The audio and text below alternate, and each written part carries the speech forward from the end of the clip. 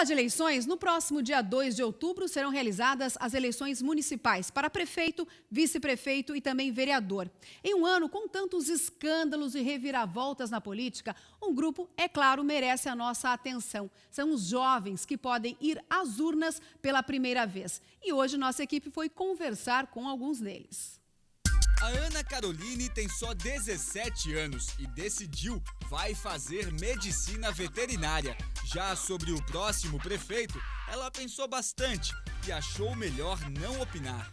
Não me considero madura o suficiente para tomar essa decisão ainda e eu ainda não estou pronta para ter essa responsabilidade e conviver com o fato de ter votado naquele candidato e ter decidido isso para milhões de pessoas. A Maria Isabelle, o Alejandro e a Ana Luísa também já decidiram o que querem para a vida profissional: fisioterapia, relações internacionais, jornalismo. Os três fazem parte do grupo de 52.355 catarinenses com 17 anos que possuem título de eleitor. Eles pretendem votar, mas assim como a amiga Ana, não confiam em nenhum político. Eu não quis fazer porque eu não me sentia madura e responsável o suficiente para escolher um candidato. Esse ano eu fiz por ter uma obrigação, mas não me arrependo, vou ter que votar. A gente está num momento muito delicado do Brasil e eu acho que um voto consciente é muito importante. É uma decisão, como a gente estava conversando também, que eu vou decidir com várias pessoas, né? Então, eu pretendo votar, mas ainda não tenho muita certeza do que fazer. Não sabe em quem votar, então? Não sei. Não sei em quem votar. Não tenho uma opinião concreta ainda sobre isso. E olha que esse pessoal conversa bastante, viu? O afastamento de Dilma, as relações de Michel Temer com Eduardo Cunha, a história que vai estar escrita nos próximos livros, hoje é assunto no recreio. Se a gente vê alguma notícia que acreditamos que seja importante debater, nós mesmos vamos e debatemos com os nossos colegas. Como, por exemplo, aqui no colégio tem um movimento feminista que começou pelos alunos depois do caso do estupro da moça por 33 homens. Mas isso tudo partiu pelos alunos, teve um apoio dos professores, mas o debate ele sempre surge pelos alunos mesmo. Esse grupo de jovens catarinenses não é exceção. Uma pesquisa realizada pelo Instituto Cidadania na região metropolitana de São Paulo mostrou que 90% dos jovens acompanha sim os fatos políticos do país e que para 84% deles a política é interessante e faz parte do dia a dia. Entretanto, o cientista político Sérgio Saturnino vê diferenças entre o engajamento dos adolescentes de hoje com aqueles de antigamente. O engajamento não é mais coletivo, embora seja público, não é mais coletivo. Nós não temos as pessoas unidas dentro de um mesmo processo, e processo segundo o qual elas sumiriam, elas seriam membros daquela ideia principal. Nós hoje temos uma reconversão disso. O indivíduo é mais importante que o próprio fato. É por isso que nós íamos para a rua com relação a Dilma Rousseff, mas não íamos para a rua em relação ao governo. O governo não é mais tão importante. Nós tínhamos um amparo político de desgosto, mas não temos mais um componente coletivo sobre o governo. E é esse tipo de comportamento que pode explicar outro dado da pesquisa: 65% dos jovens pretendem se envolver com política, mas somente como eleitores. Apenas 25% deles desejam participar de algum tipo de militância. Ainda que se engaje dentro do partido político, se engaja como uma unidade e não como parte de um coletivo.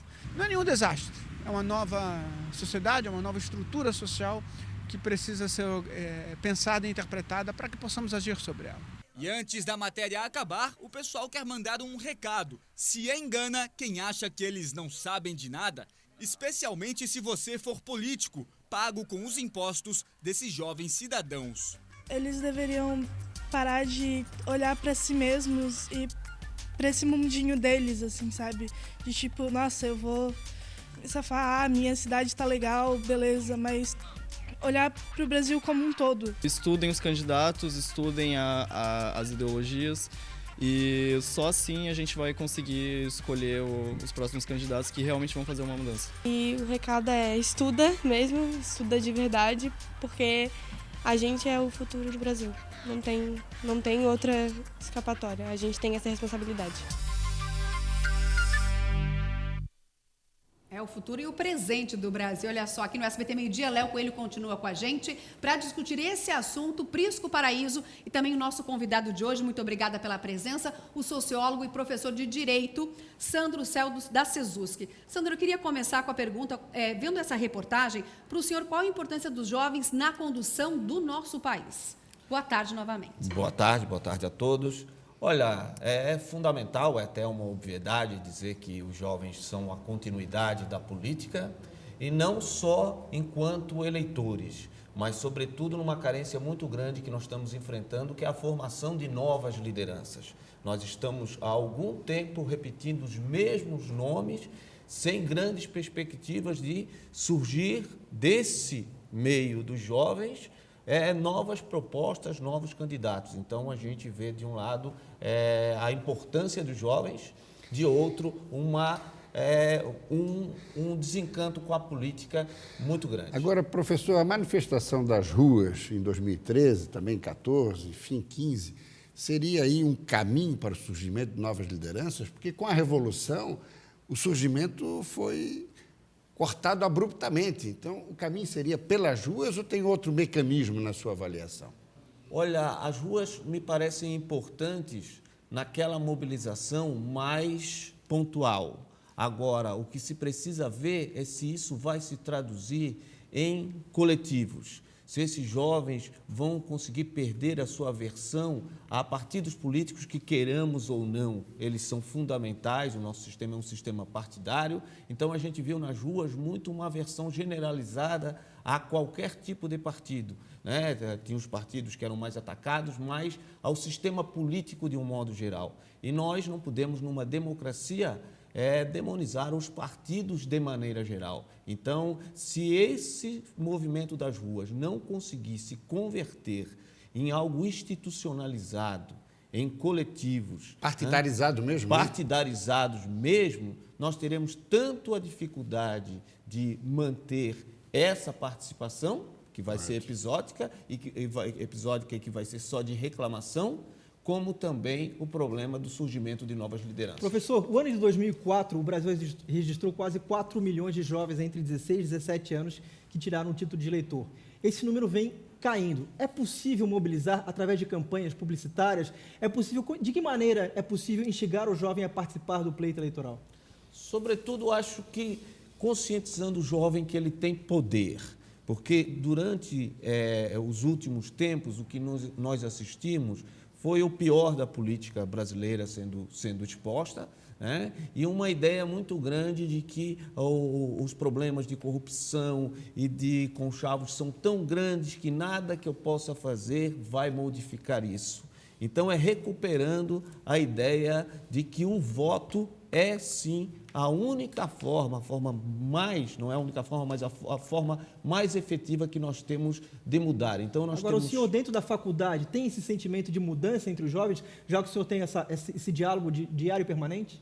Olha, nós temos, assim como nas redes sociais, nós temos hoje, os jovens nunca tiveram tanta informação sobre política.